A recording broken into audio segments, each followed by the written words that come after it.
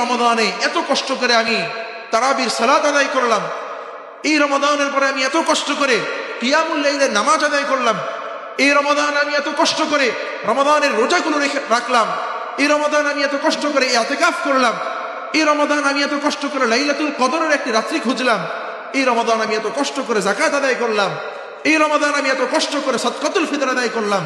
এই এত এত আমলগুলো যাতে আমরা রমাদানের পরে নষ্ট না করে ফেলি, এইটা রমাদানের পরের গুরুত্বপূর্ণ অনেক আমলের মধ্যে থেকে একটি আমল।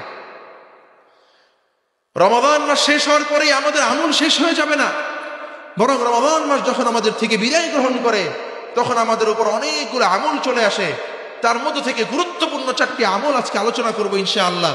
عن أبي أيوب الأنصاري رضي الله عنه أن النبي صلى الله عليه وسلم قال: من صام رمضان ثم اتبعه 6 من شوال كان كصيام الدهر أي كصيام السنة।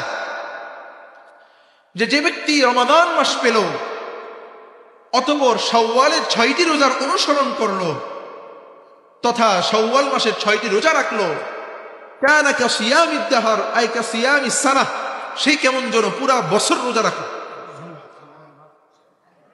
যে রমাদান মাসের রোজার পরে শাওয়ালের 6টি রোজা বান্দাকে আল্লাহ রাব্বুল আলামিন সারা বছর রোজা রাখার সমতুল্য পরিমাণ সওয়াব প্রদান করেন। তো রমাদানের পরে অনেকগুলো আমল রয়েছে যে আমলগুলো আমাদের জন্য অত্যন্ত জরুরি। রমাদানের পরে গুরুত্বপূর্ণ আমল সমূহের মধ্যে থেকে একটি আমল হলো যে লা তুবতিলু আমালাকুম, আমরা রমাদান মাসে যে আমলগুলো করেছি এই আমলগুলো যাতে আমরা আমাদের রমাদানের পরে নষ্ট না করে ফেলি। রমাদানের পরে গুরুত্বপূর্ণ আমল সমূহের মধ্যে থেকে আরো একটি আমল হলো রমাদানে যেভাবে আমরা শয়তানকে ভয় পেয়ে শয়তান থেকে দূরে থেকেছি, আল্লাহ রাব্বুল আলামিনকে ভয় করে, ঠিক এমনই ভাবে রমাদানের পরেও আমরা শয়তান থেকে বেঁচে থাকার চেষ্টা করব। কারণ আল্লাহ রাব্বুল আলামিন বলেছেন লা তাত্তাবিউ খুতুওয়াতিশ শাইতান, যে তোমরা শয়তানের পদাঙ্ক অনুসরণ করো না।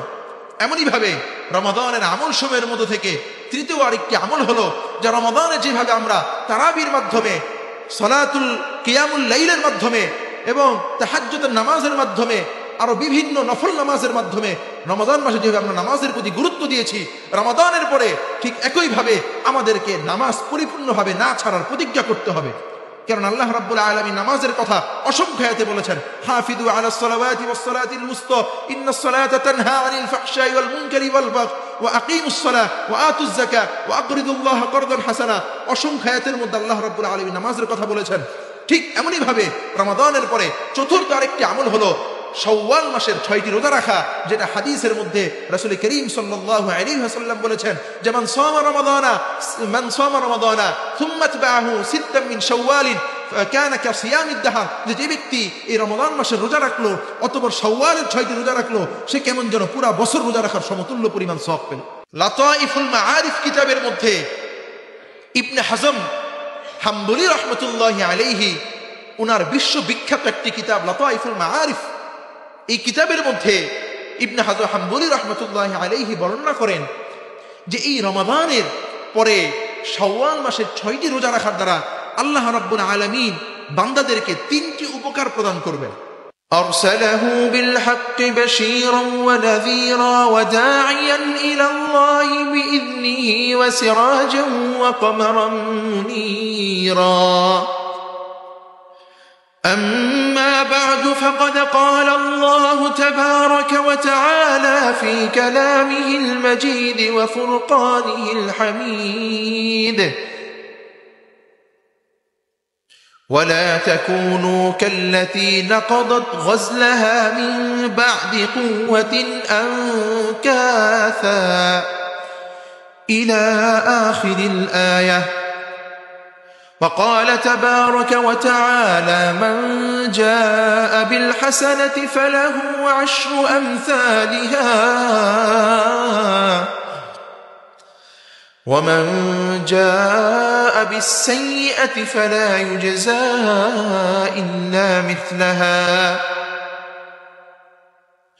وقال النبي صلى الله عليه وسلم: من صام رمضان ثم أتبعه ستا من شوال كان كصيام الدهر صدق الله مولانا العظيم وصدق رسوله النبي الكريم ونحن على ذلك من الشاكرين والشاهدين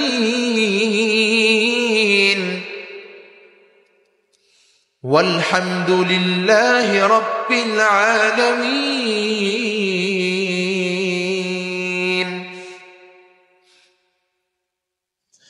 الحمد لله আল্লাহ রাব্বুল আলামিনের দরবারে লাখো কোটি শুকরিয়া আদায় করি, কৃতজ্ঞতা জ্ঞাপন করি, যিনি আমাকে আপনাকে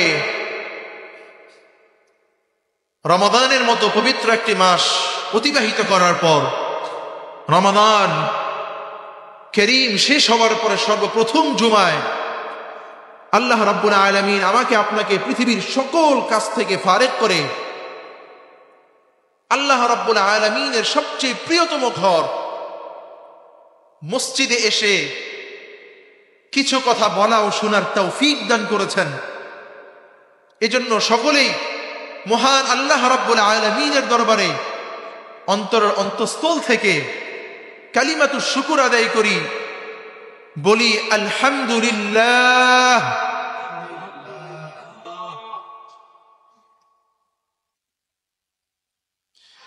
প্রিয় ভাইরা, রমাদান মাস যখন আমাদের জন্য বরকত নিয়ে এসেছিল, রহমত নিয়ে এসেছিল, মাগফিরাত নিয়ে এসেছিল, নাজাত নিয়ে এসেছিল,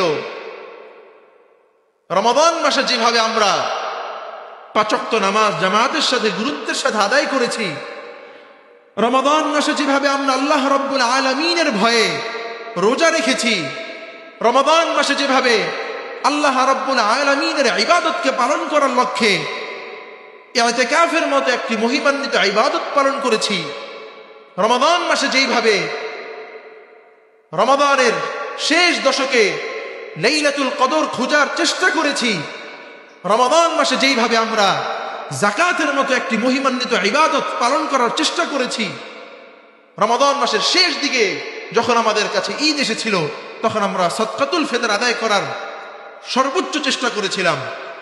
সুতরাং রমাদান মাসে যেভাবে আমরা সবগুলো আমলের উপর গুরুত্ব দিয়েছি, রমাদানের পরে কি আমরা আমাদের আমলগুলোকে নষ্ট করে দিব? এই রমাদানে এত কষ্ট করে আমি তারাবির সালাত আদায় করলাম, এই রমাদানের পরে আমি এত কষ্ট করে কিয়ামুল লাইলের নামাজ আদায় করলাম, এই রমাদান আমি এত কষ্ট করে রমাদানের রোজাগুলো রাখলাম, এই রমাদান আমি এত কষ্ট করে ইতিকাফ করলাম, এই রমাদান আমি এত কষ্ট করে লাইলাতুল কদরের একটি রাত্রি খুঁজলাম, এই রমাদান আমি এত কষ্ট করে যাকাত আদায় করলাম, এই রমাদান আমি এত কষ্ট করে সাদকাতুল ফিতর আদায় করলাম। এই এত এত আমলগুলো যাতে আমরা রমাদানের পরে নষ্ট না করে ফেলি, এইটা রমাদানের পরের গুরুত্বপূর্ণ অনেক আমলের মধ্যে থেকে একটি আমল। রমাদান মাস শেষ হওয়ার পরেই আমাদের আমল শেষ হয়ে যাবে না, বরং রমাদান মাস যখন আমাদের থেকে বিদায় গ্রহণ করে তখন আমাদের উপর অনেকগুলো আমল চলে আসে। তার মধ্যে থেকে গুরুত্বপূর্ণ 4টি আমল আজকে আলোচনা করব ইনশাআল্লাহ। প্রথম নম্বর আমল হলো যে আমরা রমাদানে যেই সকল আমলগুলো করলাম, এই আমলগুলো যাতে আমরা লা তুবতিলু আমালাকুম, আল্লাহ রাব্বুল আলামিনের ভাষ্য যে তোমরা তোমাদের আমলগুলোকে বিনষ্ট করো না। তাহলে প্রথম নাম্বার হলো রমাদানের পরের আমল সমূহের মধ্যে থেকে 1 নম্বর আমল হলো যে আমরা রমাদানে যে কাজগুলো করলাম, যে ইবাদতগুলো করলাম, ওই ইবাদতগুলো যাতে আমরা রমাদানের পরে নষ্ট না করে ফেলি। দ্বিতীয়ত, এই রমাদান মাসে এত সুন্দরভাবে আমরা আমলগুলো পালন করেছি, শয়তানের ধোঁকা থেকে আমরা মুক্তি পেয়েছি, শয়তানকে আমরা অনেক দূরে রেখেছিলাম। হাদিসের মধ্যে আসছে যে ইদা দাখালা শাহরু রমাদান ফুতিহাত আবওয়াবুল জান্নাহ ওয়া ফুতিহাত আবওয়াবুল জান্নাহ ওয়া গুল্লিকাত আবওয়াবু জাহান্নাম ওয়া সুলসিলাতিশ শায়াতিন, যে যখন রমাদান মাস আগমন করে তখন তো জান্নাতের দরজাসমূহ খুলে যায়, জাহান্নামের দরজাসমূহকে বন্ধ করা হয়, এবং শুধু তাই নয় বরং শয়তানকে শৃঙ্খলাবদ্ধ করা হয়। তো এই রমাদান মাস যখন শেষ হয়ে যাবে, রমাদানের পরে যখন আবার শয়তানকে বান্দাদের মাঝে পরীক্ষার জন্য আবার প্রেরণ করা হবে, তখন আমাদের জন্য রমাদানের পরে গুরুত্বপূর্ণ আরেকটি আমল হলো শয়তানের ধোঁকা থেকে বাঁচা।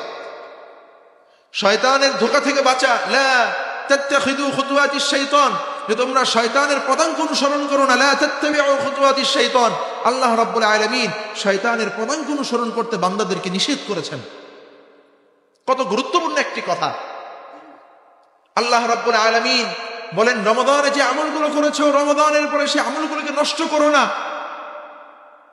সূরা ফাতিরের মধ্যে সূরা নাহলের 92 নম্বর আয়াত আল্লাহ রাব্বুল আলামিন বলেন, ওয়ালা তাকুনু কাল্লাতী নাকাদাত গসলাহা মিন বা'দি কুওয়াতিন আনকাসা, যে ওয়ালা তাকুনু কাল্লাতী নাকাদাত গসলাহা মিন বা'দি কুওয়াতিন আনকাসা, যে হে আমার বান্দারা, লা তাকুনু কাল্লাতী, তোমরা ওই সকল নারীদের মতো হও না যারা নাকাদাত গসলাহা মিন বা'দি কুওয়াতিন আনকাসা, যারা অনেক কষ্ট করে নিজেদের পরিশ্রম করে একটি সুন্দরভাবে সুতা পাকায়, এই সুতা পাকানোর দ্বারা সে ব্যাগ তৈরি করে, কাপড় তৈরি করে, অনেক কষ্ট করে সুতা পাকানোর পর যখন আবার সে তার পাকানো সুতাকে ভেঙে ফেলে, তখন সেই ভেঙে ফেলা সুতা, ছিঁড়ে যাওয়া সুতার মাধ্যমে সে কোনো জিনিস তৈরি করতে পারে না।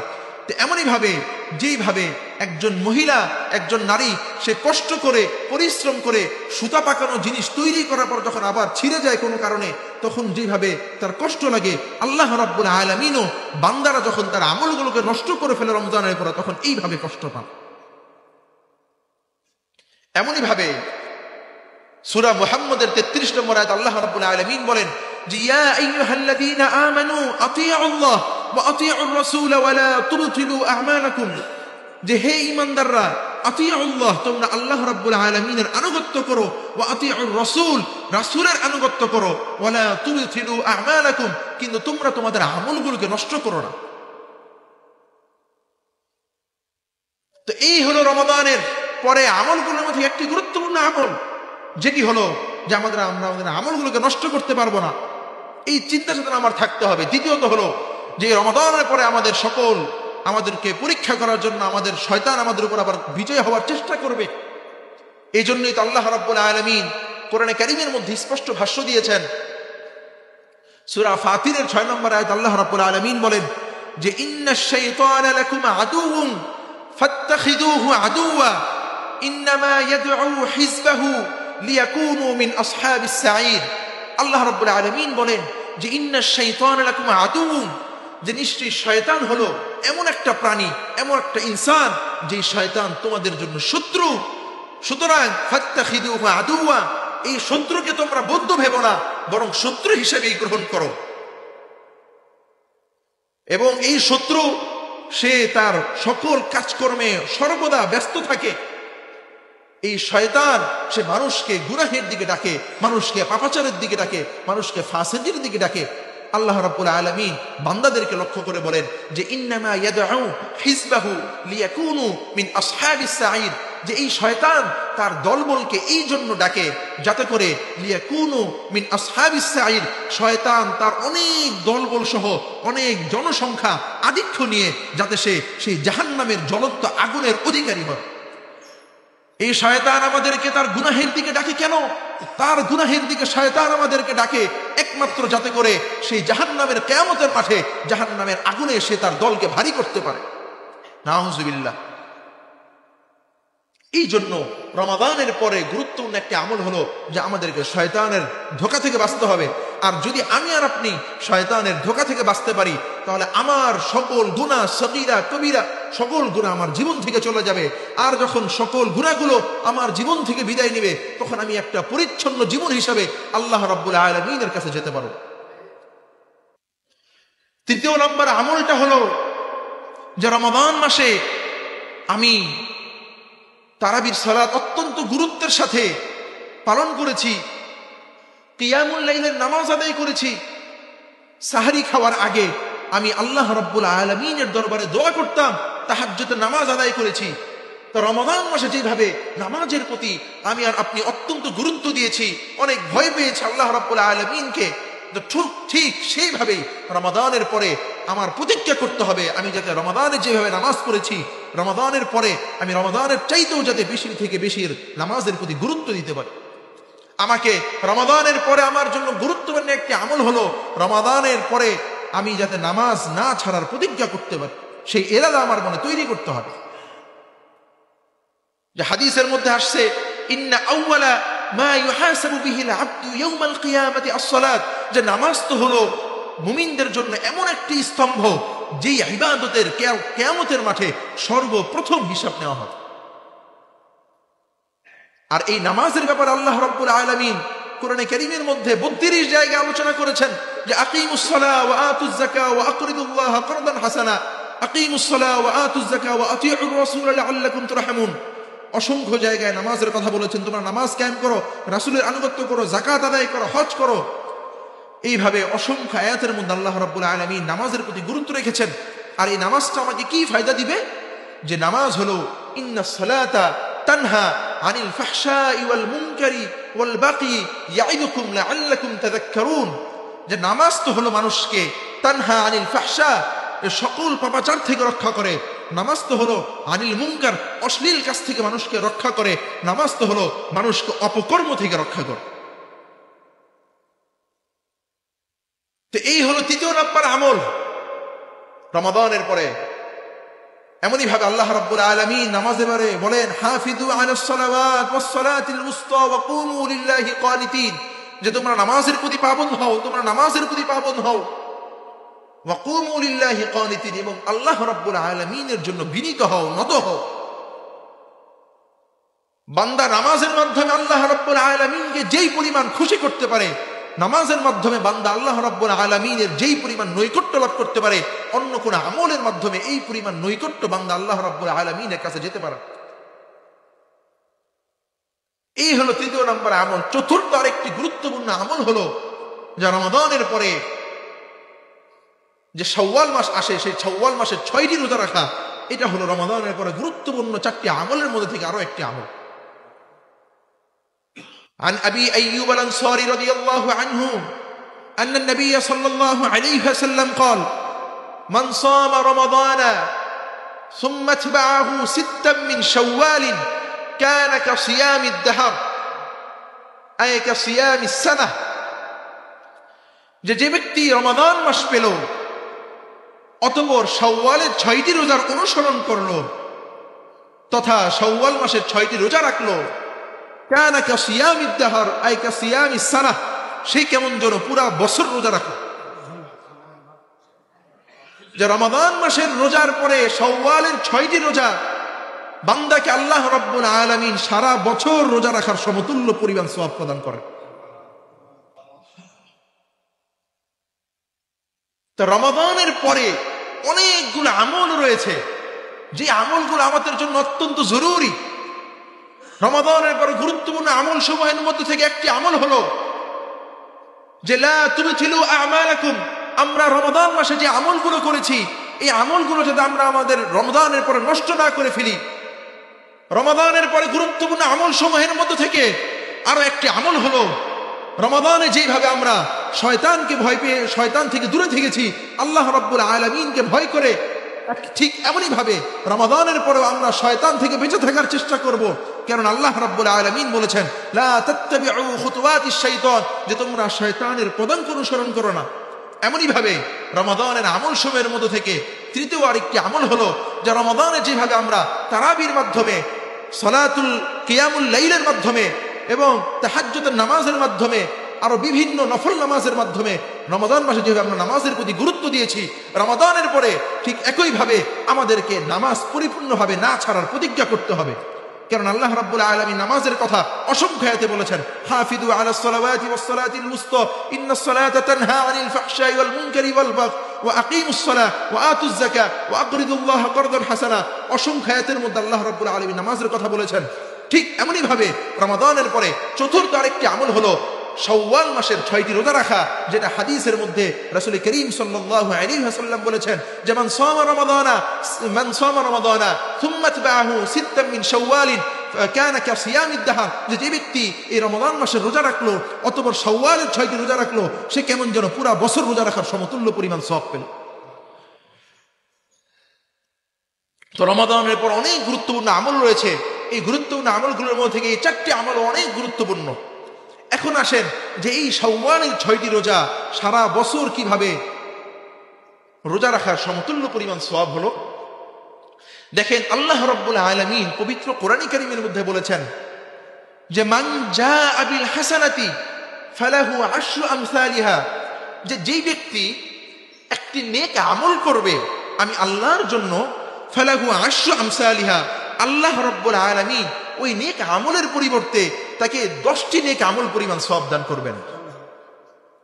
আর যে ব্যক্তি ওয়ামান জাআ বিসাইয়্যাতি ফালা ইউজা ইল্লা মিসলাহা, একটি গুনাহ করবে আল্লাহ রাব্বুল আলামিন কিন্তু সেই একটি গুনাহের পরিবর্তে একটি গুনাহই তাকে দান করবেন। তো এইখানে আল্লাহ রাব্বুল আলামিনের ভাষ্য মতে আমরা যদি কোরআনে কারীমের তেলাওয়াতের মধ্যে থেকে আলিফ লাম মিম এই শব্দটুকু পড়ি এই 3 অক্ষরের, তাহলে কিন্তু এই 3 অক্ষর পড়ার দ্বারা আল্লাহ পাক আমাকে 3 নেকি প্রদান করবেন না, বরং 3 অক্ষরের দ্বারা আল্লাহ রাব্বুল আলামিন 10 নেকি করে 30টি নেকি আমাকে প্রদান করবেন। তাহলে এখন আসেন যে একটি ইবাদত, একটি নেক আমল আল্লাহ রাব্বুল আলামিন বলেন ফালাহু আশরু আমসালিহা, যে 10 নেকি পরিমাণ সওয়াব আল্লাহ রাব্বুল আলামিন দান করবেন। তাহলে রমাদান মাসে আমরা যদি রোজা রাখি, 1 মাসের রোজা আমাদেরকে 30 অর্থাৎ সারা বছর 10টি মাস রোজা রাখার সওয়াব প্রদান করে। যে একে 10 নেকি, তাহলে 1 মাস রোজা রাখলাম কিন্তু আমার আমলনামায় জুটলো 10 মাস রোজা রাখার সমতুল্য পরিমাণ সওয়াব। ঠিক এমনই ভাবে যখন রমাদান মাস শেষ হওয়ার পরে সুম্মা আতবাহু সিত্তাম মিন শাওয়াল, আমি যখন শাওয়াল মাসের 6টি রোজা রাখবো তখন কি হবে, এই 6টি রোজা রাখার দ্বারা আমাকে আল্লাহ রাব্বুল আলামিন 6 নেকি না বরং 60 দিন রোজা রাখার সমতুল্য পরিমাণ সওয়াব প্রদান করবেন।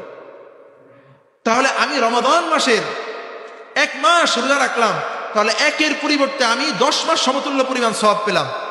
এই রমাদান মাস শেষ হওয়ার পরে যখন আমি শাওয়ালের 6 রোজা রাখলাম তখন এই 6 রোজার পরিবর্তে আমি 60 দিন রোজা রাখার সমতুল্য পরিমাণ সওয়াব পেলাম। তাহলে আগের 10 মাস আর পরে 60 দিন, যেখানে 2 মাস হয়, তাহলে এই রমাদান মাসের 30 রোজা তারপর আবার শাওয়ালের রোজা, এই পুরাটা যখন আমরা অ্যাডজাস্ট করব তখন আমাদের 12 মাসের সওয়াব পরিমাণ সমতুল্য সওয়াব আল্লাহ রাব্বুল আলামিন আমাদেরকে দান করেন। এটা কিন্তু আমার কোনো কথা না, এটা আল্লাহ রাব্বুল আলামিনেরই ভাষ্য। আল্লাহ পাক বলেছেন যে এক আমল আল্লাহ রাব্বুল আলামিন 10 নেকি দিবেন, 1 মাসের ইবাদত 10 মাসের সমতুল্য পরিমাণ রোজা রাখার সওয়াব। এবং সাথে সাথে রমাদানের পরে যখন আমি আর আপনি এই শাওয়ালের 6টি রোজা রাখবো তখন তার সাথে কি হলো, 6 রোজার পরিবর্তে আল্লাহ রাব্বুল আলামিন 60 দিন রোজা রাখার সমতুল্য পরিমাণ সওয়াব দিলেন। তাহলে 60 দিনে হয় 2 মাস, আর আগের 10 মাস, এই 10 আর 2 মাসে 12 মাস মিলে আল্লাহ রাব্বুল আলামিন আমাকে রমাদান আর শাওয়ালের 6 রোজা রাখার কারণে 12 মাস রোজা রাখার সওয়াব প্রদান করবে। কতটা ফজিলতপূর্ণ ইবাদত! লাতাইফুল মাআরিফ কিতাবের মধ্যে ইবনে হাজম হাম্বলি রাহমাতুল্লাহি আলাইহি উনার বিশ্ববিখ্যাত একটি কিতাব লাতাইফুল মাআরিফ, এই কিতাবের মধ্যে ইবনে হাজম হাম্বলি রাহমাতুল্লাহি আলাইহি বর্ণনা করেন যে এই রমাদানের পরে শাওয়াল মাসের 6টি রোজা রাখার দ্বারা আল্লাহ রাব্বুল আলামিন বান্দাদেরকে 3টি উপকার প্রদান করবেন। যে প্রথম তো হলো এই একটি উপকারিতা, সেটা হলো যে আল্লাহ রাব্বুল আলামিন আমাকে রমাদান মাসে রোজা রাখার তৌফিক প্রদান করেছেন, বিধায় আমি রমজান মাসে রোজা রেখেছি। তো রমাদানের পরে যখন আমি শাওয়াল মাসে রোজা রাখবো তখন এই শাওয়ালের 6টি রোজার দ্বারা আমার মধ্যে রমাদানে যে ভুল ত্রুটিগুলো হয়েছে সেই ভুল ত্রুটিগুলোকে শাওয়ালের 6 রোজা রাখার মাধ্যমে আল্লাহ রাব্বুল আলামিন মাফ করে দিবেন। যখন আল্লাহ রাব্বুল আলামিন কাল কিয়ামতের মাঠে কোন বান্দার মধ্যে দেখবেন ফরজ ওয়াজিবের মধ্যে কোনো ত্রুটি, তখন নফল এবং সুন্নতের মাধ্যমে সেই বান্দাকে আল্লাহ রাব্বুল আলামিন জাহান্নাম থেকে মুক্তি দিয়ে জান্নাতের পথ দেখিয়ে দিবেন। ঠিক একই ভাবে যখন শাওয়ালের 6টি রোজা রাখা হবে তখন এই শাওয়ালের 6টি রোজার মাধ্যমে আল্লাহ রাব্বুল আলামিন বান্দার রমজানে করা ভুল ত্রুটিগুলোকে মাফ করে দিয়ে একটি পরিপূর্ণ বান্দা হিসেবে আল্লাহ রাব্বুল আলামিন গণ্য করবেন। এটা হলো শাওয়ালের 6টি রোজা রাখার প্রথম উপকারিতা। শাওয়ালের 6টি রোজা রাখার দ্বিতীয় আরেকটি উপকারিতা ইবনে হাজম হাম্বলি রাহমাতুল্লাহি আলাইহি বর্ণনা করেন যে দেখেন রমাদান মাস কষ্ট করে রোজা রাখলা, রমাদানের পরে যখন তুমি এই শাওয়ালের 6টি রোজা রাখবে, তখন সেটা হবে তোমার জন্য অত্যন্ত নিয়ামতপূর্ণ। অর্থাৎ আল্লাহ রাব্বুল আলামিন তোমার রমাদানের রোজাগুলো কবুল করেছেন, এটার বাহ্যিক প্রমাণ বহন করবে যদি আল্লাহ রাব্বুল আলামিন তোমাকে শাওয়ালের 6টি রোজা রাখার তৌফিক প্রদান করেন। হাকিমুল উম্মত মুজাদ্দিদি মিল্লাত হযরত মাওলানা শাহ আশরাফ আলী থানভী রাহমাতুল্লাহি আলাইহি, উনার অসংখ্য লক্ষ কোটি কোটি ভক্তবৃন্দ মুরিদান ছিলেন। তো এর মধ্য থেকে এক মুরিদ হাকিমুল উম্মত মুজাদ্দিদি মিল্লাত হযরত আশরাফ আলী থানভী রাহমাতুল্লাহি আলাইহিকে জিজ্ঞেস করলেন যে হযরত, আমরা যে এত ইবাদত করি, নামাজ পড়ি, এই ইবাদতগুলো কি আল্লাহ রাব্বুল আলামিনের দরবারে কবুল হয় কিনা? তো তখন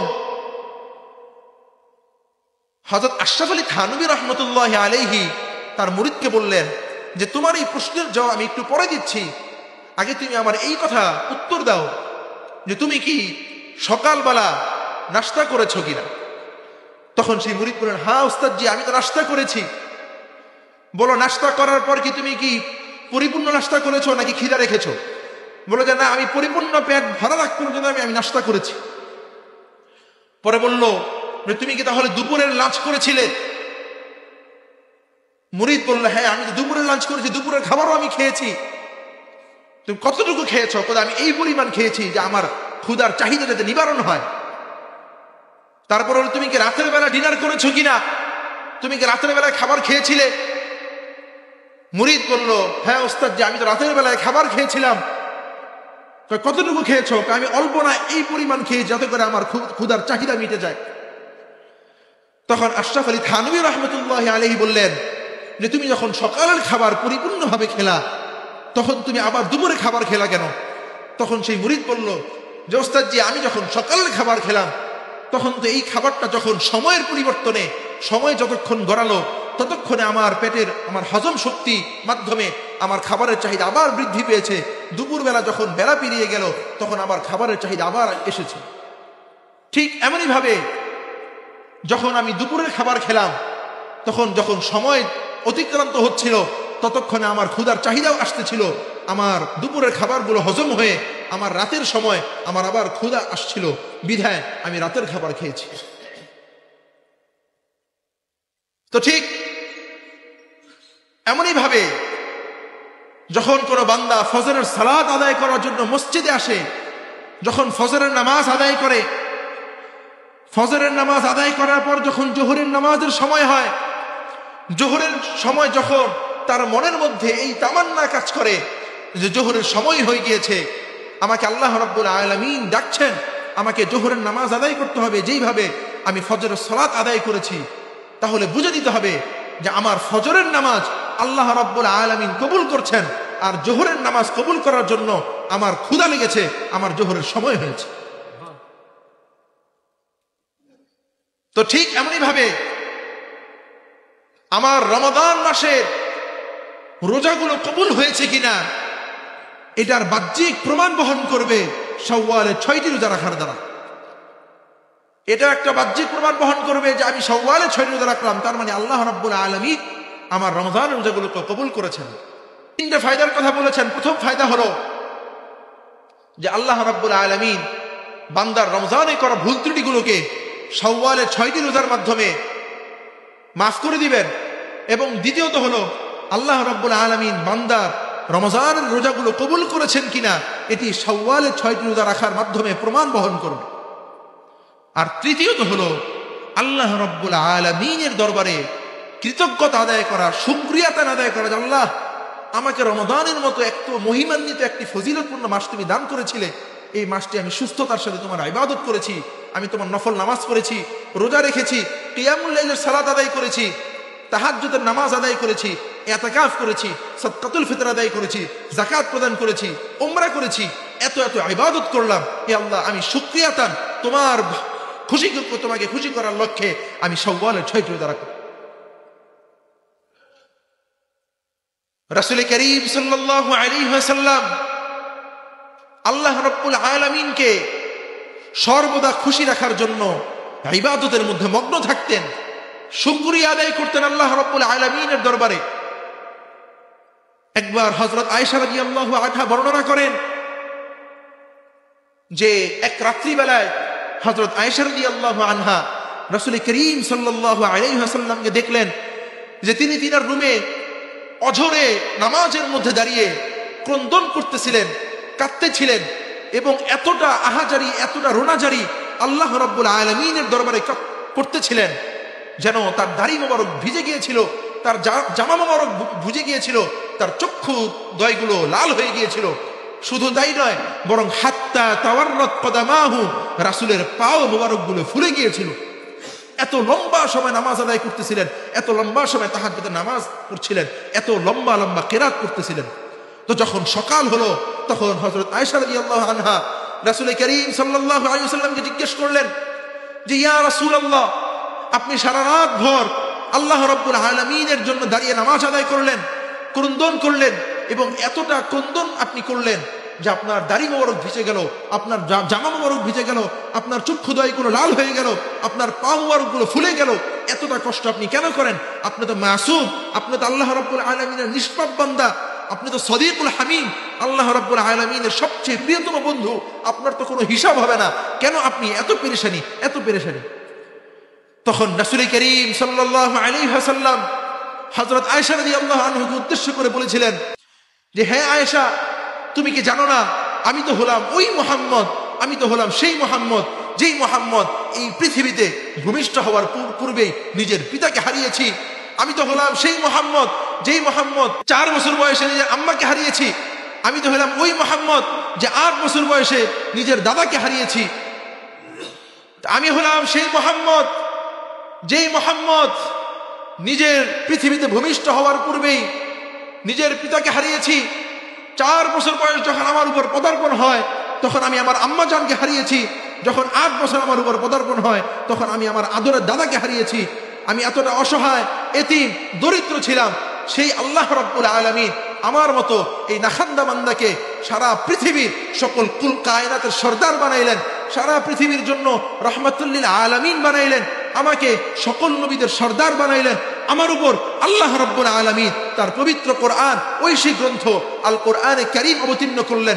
আমি কি আফালা আকুনু আবদান শাকুরা, আমার এত এত নিয়ামত আমি আল্লাহ রাব্বুল আলামিন থেকে পাওয়ার পরেও আমি কি আল্লাহ রাব্বুল আলামিনের কৃতজ্ঞ আদায়কারী বান্দাদের অন্তর্ভুক্ত হব না?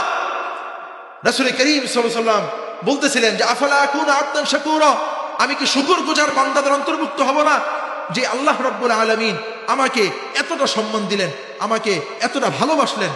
সেই আল্লাহ রাব্বুল আলামিনের দরবারে আমি কৃতজ্ঞতা আদায় করতেছি। যেই রাসূল কতটা আল্লাহ রাব্বুল আলামিনের দরবারে শুকরিয়া আদায় করেছেন, যে রাত ভর নামাজ পড়েছেন, তাহাজ্জুদের সালাত আদায় করেছেন, ক্রন্দন করেছেন, দাড়ি মোবারক ভিজে গিয়েছে, জামা মোবারক ভিজে গিয়েছে, চক্ষুদয়গুলো লাল হয়ে গিয়েছে, হাত্তা তাওয়াররাত কদামাহু, পা মোবারকগুলো ফুলে গিয়েছে। আয়েশা রাদিয়াল্লাহু আনহা যখন জিজ্ঞেস করলেন এত এত ইবাদত আপনি কেন করেন, তখন রাসূল করিম সাল্লাল্লাহু আলাইহি ওয়াসাল্লাম কি বললেন? যে আমি তো ছিলাম ওই বান্দা যে বান্দা আমায় এই পৃথিবীতে ভূমিষ্ঠ হওয়ার পূর্বে আমার পিতাকে হারিয়েছি, 4 বছর বয়সে আমার আম্মাকে হারিয়েছি, 8 বছর বয়সে আমার দাদাকে হারিয়েছি। এই নাসুর বান্দাকে আল্লাহ রাব্বুল আলামিন কতটা সম্মানজনক স্থানে পদার্পণ করলেন, যে রাহমাতুল লিল আলামিন বানাইলেন। এবং শুধু তাই বলে ক্ষান্ত নয়, বরং আমাকে কুল কায়নাতের সর্দার বানাইলেন, আমাকে নবীদের মধ্যে সর্বোত্তম শ্রেষ্ঠ নবী হিসেবে আমাকে পদার্পণ করলেন, আমাকে উন্নীত করলেন এবং আমার উপরই মহাগ্রন্থ আল কোরআনকে অবতীর্ণ করলেন। এত এত নিয়ামত পাওয়ার পরেও আমি কি হে আয়েশা আফালা আকুনু আবদান শাকুরা, আল্লাহ রাব্বুল আলামিনের নিয়ামতের কৃতজ্ঞতা আদায়কারী বান্দাদের অন্তর্ভুক্ত হব না? এটা আয়েশা রাদিয়াল্লাহু আনহাকে বলতেছিলেন। তাহলে তারা কতটা নিয়ামতের কৃতজ্ঞতা আদায় করেছেন। এই জন্য কিতাবের মধ্যে আসছে যে আল্লাহ রাব্বুল আলামিন আমাদেরকে এত এত নিয়ামত দান করেন। এই নিয়ামত দান করার মধ্যে থেকে আরো একটি নিয়ামত হলো রমাদান। এই রমজানের মতো একটি নিয়ামত, এত ফজিলতপূর্ণ একটি মাস পাওয়ার পরে তার শুকরিয়া আদায় করা হলো শাওয়ালের 6টি রোজা রাখার মাধ্যমে। তো এই হলো এর ফজিলত, যে শাওয়াল মাসের 6টি রোজা আমাদের জন্য অত্যন্ত গুরুত্বপূর্ণ এবং ফজিলতপূর্ণ। যেই মাস, যেই শাওয়াল মাসে রোজা রাখার দ্বারা আমার কি ফায়দা হবে, যে আমি সারা বছর রোজা রাখার সমতুল্য পরিমাণ সওয়াব পাবো। এই হলো শাওয়াল মাসে রোজা রাখার ফজিলত। এখন একটি গুরুত্বপূর্ণ মাসআলা, যা আমাদের অনেক ভাইয়েরা বিভিন্ন জরুরতের কারণে, বিভিন্ন প্রয়োজনের কারণে, রমাদান মাসে সফরের কারণে, অসুস্থতার কারণে রোজা রাখতে পারিনি, এবং আমাদের ঘরের মা বোনেরা তাদের উপর বিভিন্ন প্রয়োজনের কারণে তাদের থেকে অনেকগুলো রোজা ছুটে গিয়েছে, যেটা আল্লাহ রাব্বুল আলামিন তাদের উপর অর্পণ করেছেন। তাহলে এই হাজতগুলো, এই প্রয়োজনের সময় আমাদের যে রোজাগুলো কাজা হয়ে গেল, এই রোজার কাজাগুলোকে আমরা আগে আদায় করব নাকি শাওয়াল মাসের 6টি রোজা রাখবো? এখানে একটি কমন প্রশ্ন অনেকেই জিজ্ঞাসাবাদ করে থাকে। তো এখানে কথা হলো, দেখেন, রমাদান মাসের আপনার যে রোজাগুলো কাজা হয়ে গিয়েছে, এই কাজা রোজাগুলো কিন্তু আপনি ইচ্ছাকৃতভাবে রোজাগুলো নষ্ট করেননি, বরং প্রয়োজনের তাগিদেই, হয়তো অসুস্থ ছিলেন, অথবা সফরে বের হয়েছিলেন, অথবা আমাদের মা বোনেরা বিভিন্ন প্রয়োজনের কারণে তারা রোজাগুলো না রাখার জন্য বাধ্য হয়েছিলেন, বিধায় তারা রোজাগুলো রাখতে পারেননি। তো এই কাজা রোজাগুলো আমার তো শাওয়ালের পরে অন্যান্য মাসগুলো তো আমি রাখতে পারবো, বা শাওয়াল মাসের শেষ দিকে আমি রাখতে পারবো। তো আমাদের জন্য এটা সুযোগ আছে। মুফাসসিরিন ইকরাম, মুহাদ্দিসিন ইকরাম, ফিকহবিদগণ বলেন যে কেউ যদি চায় যে রমাদান মাস শেষ হওয়ার পরে শাওয়াল মাসেই সে তার কাজা রোজাগুলো রাখতে শুরু করবে, তাহলে এটাও তার জন্য সুযোগ আছে। আবার কেউ যদি এমন চায় যে আমি শাওয়াল মাসে শুধু শাওয়ালের 6টি রোজা রাখবো, আবার কেউ যদি এমন চায় যে আমি শাওয়ালের 6টি রোজা শাওয়াল মাসের শুরুতে 2টি রাখবো, শাওয়াল মাসের মাঝখানে 2টি রাখবো, শাওয়াল মাসের শেষ 2টি রাখবো, এটাও সুযোগ আছে। আবার যদি কেউ এমন চায় যে আমি সবগুলো রোজা আমি একসাথে রাখবো, এটাও সুযোগ আছে। আবার যদি কেউ যে আমি ঈদের পরের দিন থেকেই শুরু করবো, তাহলে এটাও সুযোগ। আমার ঈদের দিন রাখা যাবে না, কারণ এটা হলো হারাম, হুরমতের দিন, ঈদের দিন রোজা রাখাটা নিষেধ শরীয়তে।